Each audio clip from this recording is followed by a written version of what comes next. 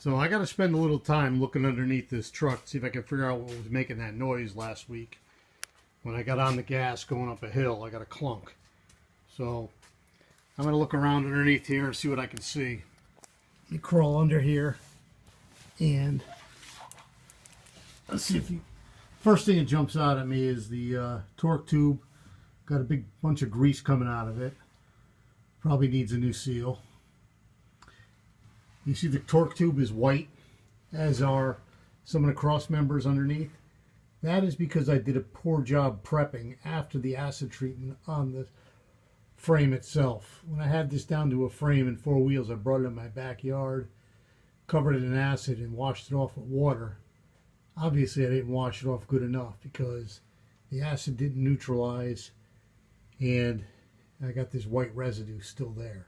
So the right way to fix this is to get under there with a wire wheel and clean that up and repaint it with the Rust-Oleum black, which is what the rest of the frame is. You can see there's a lot of spots that I just didn't do. You also see my transmission's leaking gear oil. So I'm going to grease this thing up. And then I looked in the back. That's the brand new gas tank. Looks like somebody didn't tighten the fittings very well because there seems to be a very, very slight leak. So I'm going to wipe that off with a rag and try to tighten that up a little bit. And hopefully that stain won't come back. So give me a sec. So I wiped down that with some totally awesome stuff. I also wiped down the torque tube just to see if some of that white residue will come off. But that's a project I think for the winter, is get this thing up on 4 blocks, get it high in the air as I can, get under here with a wire wheel and just paint it by hand with a brush and some Rust-Oleum. Try to match it all up. But anyways, I got my grease gun out. I'm going to go wipe off the torque tube there. Grease that up because underneath that is a universal joint, I think. I think there's 2 universal joints, if I remember right. Anyways, I want to get those greased up. I want to grease up the pedal assembly for the brake and clutch because they're sticking. And I'm still looking around for anything that could be making that clunk. But I'm going to pull the rear wheels off next, and I'm going to look at the level of gear oil in the back because I think that's leaking too. So I popped off the back wheel and the brake drum. See how shiny that is? That's oil. Brake, not brake. That is gear oil. Most likely from the seal. And I've changed it once before. And I'll change it again. Not the end of the world. It's just work. Means opening up the pumpkin on the back there and opening up that thing, making disconnecting the gears and pulling that axle out. You might as well replace the bearing while I'm there. I don't think I have to touch the brakes, but I do need to clean them off with brake cleaner, and I'll clean off the drum as well, get all the oil and grease off it, and adjust the brakes. I'm not going to do that today because I don't have the parts, but it's definitely, it's about a, I think a 1 or 2 hour job last time I did it. It wasn't bad. It went well. I shouldn't get cocky. I've done it on each side 2 different times, and this time I'm saying, you know what, maybe I'll do them both at the same time and save myself, what, 3 or 4 quarts of gear oil. So let me at least clean this up, get it ready for the weekend. So I'm still going to go to, there's 2 car shows this weekend, one at a yacht club about 10 miles from here, and one at, where's the other one? Oh, at the high school next town over, 10 miles the other direction. So short trips, hopefully no problems, knock wood, but let me get this cleaned up. So now I'm on the passenger side and just popped the cover, and I'm looking at this mess here, and I'm wondering, you know, that's what, brake material, I'm guessing? Where am I? Right there? But am I seeping brake fluid? Maybe through these slave cylinders? Maybe they leak a little bit? Because those threads look a little wet. So I'm going to clean this all off too.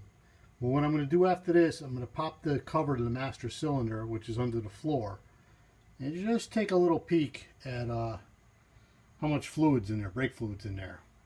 Because if there's not a full thing, it means it's going somewhere. So let me get this cleaned off and adjust the brakes and get back on that. I got everything buttoned back up on the tires and wheels, brake drums. I'm looking down there. I don't know, it looks pretty full to me. I don't remember where I left it off before. So maybe it lost a little. It's weeping a little through those things. I'm going to throw a little more brake fluid in there. Can't hurt.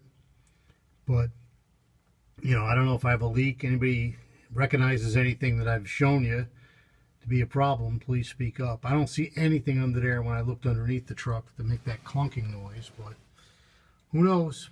Anyways, thanks for watching. All right, back on the Fender today. Day, week 2, week 3, I don't know. But there's the patch panel. And the question is, how much of it am I going to put on? To me, it looks like I should use the entire patch panel. I don't know. If I take this off, this is all good down here. You know, this is a little dent here, which I haven't finished pounding out. And there's a little dent here. But, you know, I could make that patch panel come in about, you know, 3 or 4 inches. And then come straight down and come to here. Keep all this. And that would keep the shape of the curve, I guess. I don't know.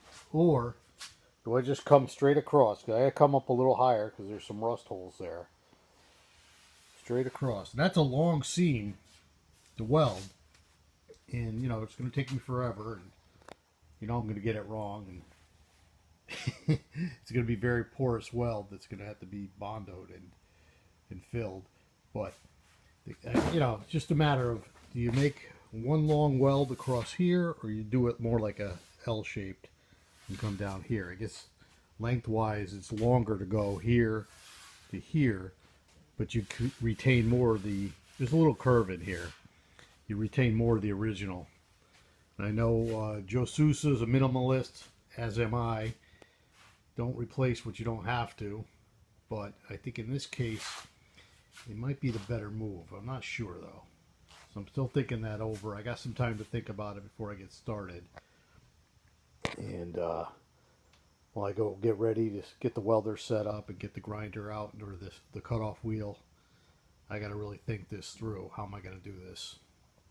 As I'm staring at this, it's becoming apparent to me, I think the way to go is just to take this much panel and replace that much panel. So if I go over here, if you take a look at this, this edge is much wider this way than here. You got to kind of bend this back. So there's a bevel on here, over here. I don't know if you can see that. So after I welded this entire panel in, I'd have to bend back maybe like a 1/4 inch, or not even bend, roll it back. So I'm thinking it's better off to keep the factory edge here,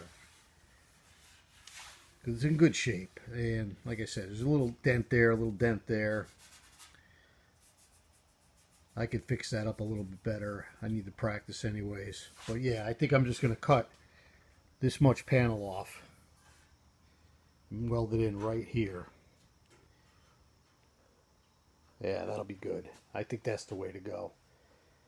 Nothing carved in stone yet, but I think that's the way to go.